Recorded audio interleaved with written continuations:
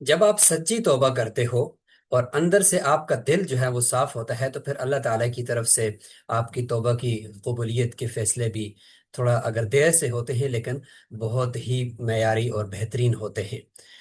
یہاں سورہ توبہ کے آخر میں 11ویں پارے کے اندر تین صحابہ کرام جو تھوڑی سی سستی کی وجہ سے غزوہ تبوک کے اندر شریک نہیں ہو سکے تھے، تو ان کی توبہ 50 دنوں کے بعد قبول ہوتی ہے، اور ان کے پھر جو جشن اور خوشی کا جو سما ہے، اور 50 دن تک کا جو ان کا سوشل بائیکاٹ، اور آپ اندازہ لگائیں کہ کیا حالت گزری ہوگی کہ خود بیوی بچوں نے بھی چھوڑ دیا، صحابہ کرام بات نہیں کر رہے، رسول اللہ صلی اللہ علیہ وسلم بھی اپنے رخ کو موڑ رہے ہیں، کیونکہ اللہ تعالیٰ کی طرف سے یہ آزمائش تھی، اور ان کو پرکھا جا رہا تھا کہ یہ بھی تو چونکہ اس کا تو حصہ تو ہے نہیں ہے جو منافقین کا ٹولہ تھا، تو اب ان کی آزمائش ہے۔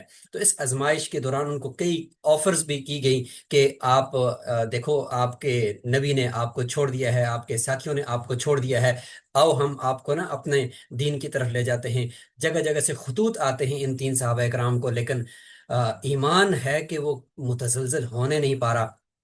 تو 50 دنوں کے بعد جب جب اللہ تعالیٰ کی طرف سے خوشخبری آتی ہے، تو کیا ہی وہ سما ہے۔ تو آج کی جو پریزنٹیشن ہوگی، ہم اس میں یہ انشاءاللہ دیکھیں گے، اور اس کے بعد چونکہ آج کے 11ویں پارے کے اندر سورہ یونس ہے، قوم یونس کا بالکل آخری مراحل کے اندر جا کر توبہ کی قبولیت، وہ ایک عجیب و غریب واقعہ ہے۔ اسی طریقے سے فرعون کا آپ کو پتہ ہے کہ غرق ہو جانا سمندر کے اندر، اور آخری لمحے میں اس کی توبہ کا قبول نہ ہونا، آخر یہ بھی ایک بہت ہی بڑا واقعہ اور بہت ہی بڑی اس کے پیچھے حکمت تھی، تو جس میں اللہ تعالیٰ فرماتے ہیں کہ الآن وقد عصیت قبل وکنت من المفسدین، اب جب غرق ہونے لگے تو ایسے موقع کے اوپر آپ توبہ کرتے ہو۔ تو پھر اس کے بعد اس کے جسم کو باقی رکھنے کے حوالے سے فَالْيَوْمَ نُنَجِّيكَ بِبَدَنِكَ لِتَكُونَ لِمَنْ خَلْفَكَ آیَةً، تو یہ ساری آیتیں اور یہ سارے واقعات یہ سورہ یونس کے اندر موجود ہیں۔ تو آج کا پارہ بہت سارے اہم واقعات کو لے کر وہ ہم انشاءاللہ آپ کے سامنے آ رہے ہیں۔ آئیں ہم اس کو اپنی اسکرین کے اوپر پریزنٹیشن کی شکل میں دیکھتے ہیں۔ یہ ہماری آج کی اس پریزنٹیشن کا اور اس پارے کا تھیم ہے، آپ اس کو یہاں پہ دیکھیں کہ دور نفاق میں اجتماعی احتساب اور سچی توبہ، 11ویں پارے کا تاریخی تناظر اور 21ویں صدی کے ڈیجیٹل اور سماجی چیلنجز۔ اگر ہم یہاں پر دیکھتے ہیں تو 11ویں پارے کا ایک دوہرا پیغام ہمیں ملتا ہے۔ کلاسیکی آزمائشوں سے لے کر جدید دور کی بقا تک سورہ توبہ اور سورہ یونس ہے، ہمیں تین بنیادی اصول یہاں پہ سکھائے جا رہے ہیں۔ نمبر ایک یہ ہے کہ ادارہ جاتی اور تنظیمی احتساب، منافقت کے جو ٹولے ہیں ان کی پہچان اور ان کا خاتمہ، اور اسی طرح سے شفافیت اور سچائی، وقتی تکلیف کے باوجود جھوٹے بیانیے کے خلاف کھڑا ہونا، اور تیسرے نمبر پر بروقت توبہ کی حکمت اور طاقت کے زوال اور تباہی کے نزول سے پہلے رجوع۔ یہ انشاءاللہ قوم یونس کا جو واقعہ ہوگا اس کے اندر ہم اس کو تفصیل سے دیکھیں گے۔ جیش العسرہ اور تبوک کی کڑی آزمائش، رسول اللہ صلی اللہ علیہ وسلم کی حیات مبارکہ کا یہ آخری غزوہ جو کڑے امتحان کا وقت تھا، وجہ اس کی یہ تھی کہ شدید ترین موسم، یہ سفر اس وقت پیش آیا جب گرمی اپنے عروج پر تھی، معاشی قربانی، پھلوں کے پکنے، فصلوں کی کٹائی کا وقت تھا جسے چھوڑ کر نکلنا انتہائی بھاری تھا، عظیم الشان لشکر، اسلامی تاریخ کی سب سے بڑی فوج جس کی تعداد 30,000 سے زائد تھی، مہم کا دورانیہ رجب سے لے کر رمضان کے چند ایام تک براہ راست جنگ کے بجائے مختلف قوموں سے جزیہ پر صلح ہوئی۔ اب یہاں پہ دیکھیں، اس آزمائش بھرے غزوے کے اندر تین قسم کے لوگ بن گئے۔ آزمائش نے انسانوں کی تین اقسام ظاہر کر دی۔ شدید دباؤ کے اس ماحول میں معاشرے کے تین مختلف طبقات جو ہے وہ کھل کر سامنے آئے۔ نمبر ایک، مخلص اہل ایمان، جنہوں نے بغیر کسی ہچکچاہٹ کے اپنی جان اور مال اللہ کی راہ میں پیش کیا اور اپنے خرچ کو اللہ کے قرب کا ذریعہ سمجھا۔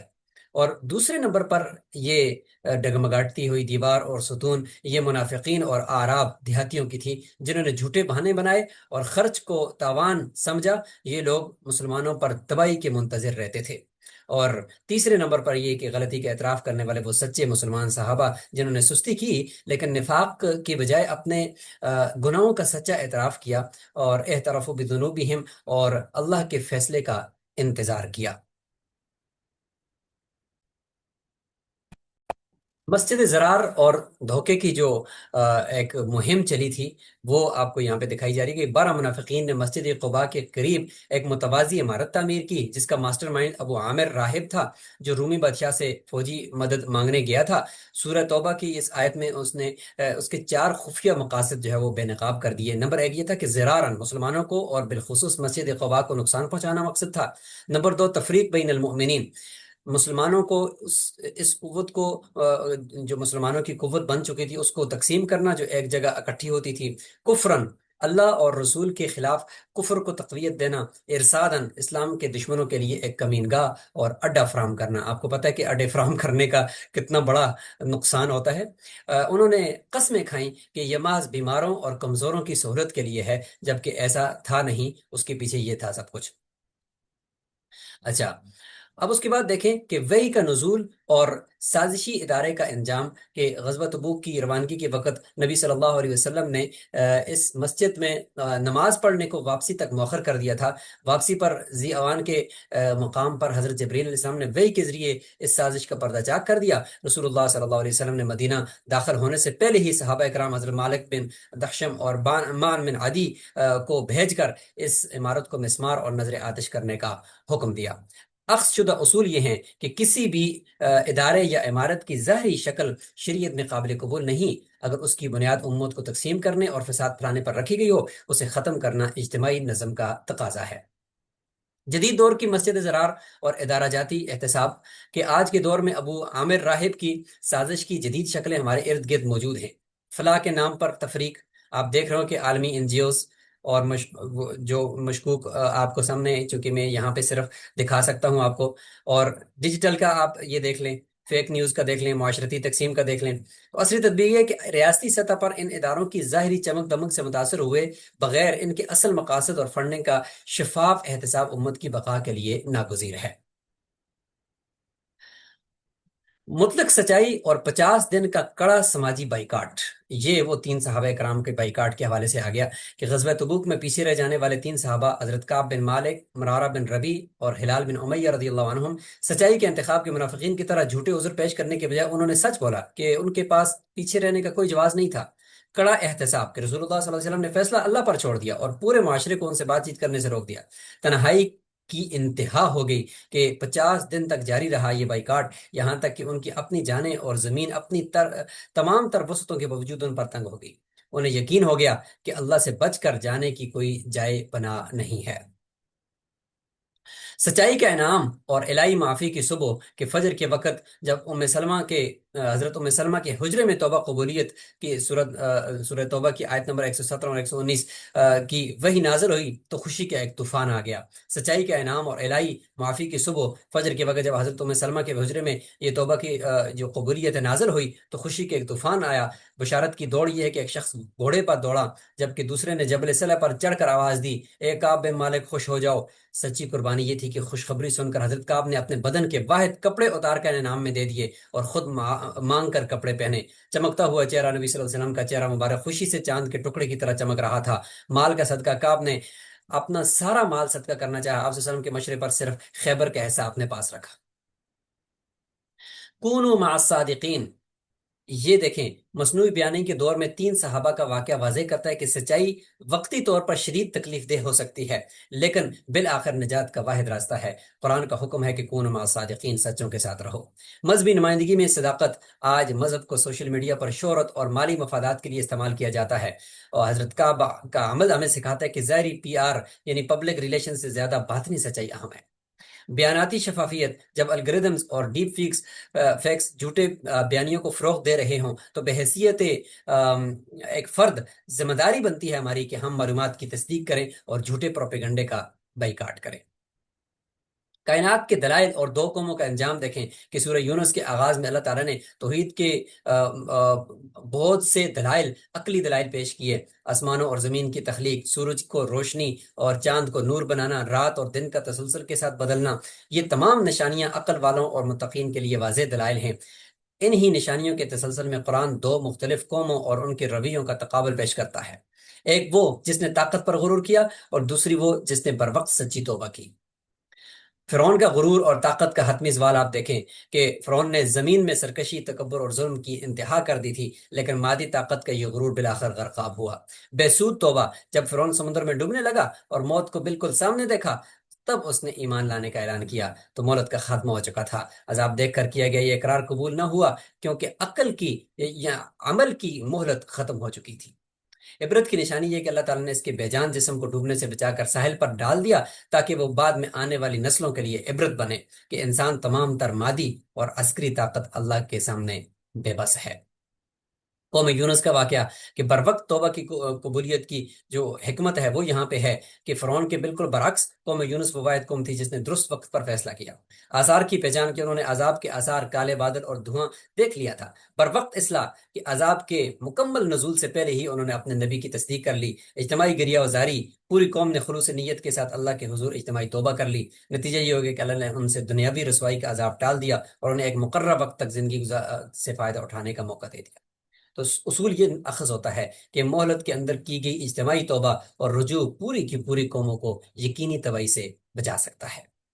انسانیت عالمی خطرات کے دہانے پر ہے، بر وقت توبہ کی ضرورت ہے کہ فرعون کی طاقت آج کے دور کی مصنوعی مقبولیت اور ڈیجیٹل آرمی کی طرح ہے جو انسان کو غرور میں مبتلا کر دیتی ہے، جبکہ قوم یونس کے عذاب کے بادل آج کے عالمی خطرات، ماحولیاتی تبدیلیاں، غیر اخلاقی مصنوعی ذہانت، جوہری ہتھیاروں کی دوڑ، عصری تطبیق یہ ہے کہ ہمیں قوم یونس کی طرح تباہی کے مکمل نظام سے پہلے اپنی انفرادی اور اجتماعی پالیسیوں پر نظر ثانی کر کے اصلاح کرنی چاہیے، بصورت دیگر فرعون کی طرح آخری لمحے کا پچھتاوا کسی کو بھی نہیں بچا سکے گا۔ ایک لازوال خاکہ ہے، اور یہاں پہ آپ دیکھیں کہ یہ تاریخ سے مستقبل تک کا ایک نقشہ کھینچا ہے کہ تاریخی واقعہ مسجد زرار ہے۔ قرآنی اصول ہے کہ ادارے کی ظاہری شکل پر باطنی مقاصد کو ترجیح جو ہے وہ دینی پڑے گی۔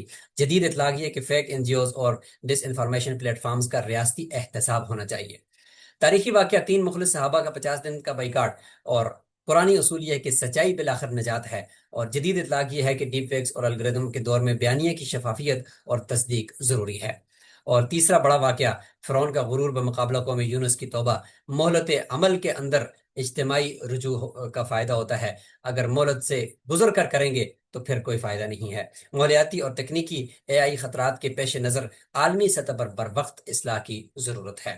تو اسی کے ساتھ ہماری پریزنٹیشن مکمل ہوتی ہے، اور یہاں پر ہم انشاءاللہ ایک مختصر سی آڈیو کو بھی چلا کر سن لیتے ہیں۔ آج ہم قرآن کے 11ویں پارے کا ایک فوری جائزہ لے رہے ہیں تاکہ سچی توبہ اور احتساب کے زبردست اسباق سیکھ سکیں۔ دیکھیں، یہ واقعات بتاتے ہیں کہ غزوہ تبوک اور قوم یونس کی مثالیں آج فیک نیوز اور بروقت اصلاح پر کتنی حیرت انگیز رہنمائی دیتی ہیں۔ تو پہلا سبق مسجد زرار کا ہے۔ مدینہ میں منافقین نے بظاہر ایک مسجد بنائی، لیکن اصل مقصد مسلمانوں کو بانٹنا اور رومیوں سے سازش کرنا تھا۔ نبی کریم صلی اللہ علیہ وسلم کو معلوم ہوتے ہی آپ صلی اللہ علیہ وسلم نے اسے گرانے کا حکم دیا۔ یہ سکھاتا ہے کہ اگر آج کوئی فیک نیوز ادارہ یا این جی او اندر سے کرپٹ ہو تو ظاہری چمک کے باوجود اس کا احتساب لازمی ہے۔ دوسرا اہم نقطہ غزوہ تبوک سے ملنے والی سچائی کی طاقت ہے۔ سخت گرمی کی اس مہم میں 3 مخلص صحابہ محض سستی سے پیچھے رہ گئے۔ منافقین نے تو جھوٹے بہانے بنائے، لیکن ان تینوں نے سچ بولا۔ ذرا سوچیں، اس سچ کی قیمت انہیں 50 دن کے سخت سماجی بائیکاٹ سے چکانی پڑی، لیکن آخرکار اسی سچائی کی بدولت انہیں معافی ملی، جو ثابت کرتا ہے کہ آج کے دکھاوے کے دور میں بھی سچائی ہی آپ کا سب سے بڑا ہتھیار ہے۔ اور آخر میں بات کرتے ہیں بروقت اصلاح کی۔ آپ کو پتہ ہے فرعون نے ڈوبتے وقت موت دیکھ کر توبہ کی، جس کا کوئی فائدہ نہیں ہوا، جبکہ قوم یونس نے عذاب کے آثار دیکھتے ہی فوراً توبہ کی اور تباہی سے بچ گئے۔ آج کے ماحولیاتی یا اے آئی خطرات کو دیکھیں تو مکمل تباہی سے بچنے کے لیے ہمیں بھی بروقت کورس کریکشن کرنی چاہیے۔ تو یاد رکھیں، سچائی اور احتساب کا راستہ کتنا ہی مشکل کیوں نہ ہو، ہماری حقیقی بقا ہمیشہ اسی میں پوشیدہ ہے۔ بہت خوب، ملتے ہیں انشاءاللہ ہم 12ویں پارے کا خلاصہ لے کر اگلی ویڈیو میں۔ تب تک کے لیے اجازت چاہتے ہیں۔ السلام علیکم ورحمۃ اللہ وبرکاتہ۔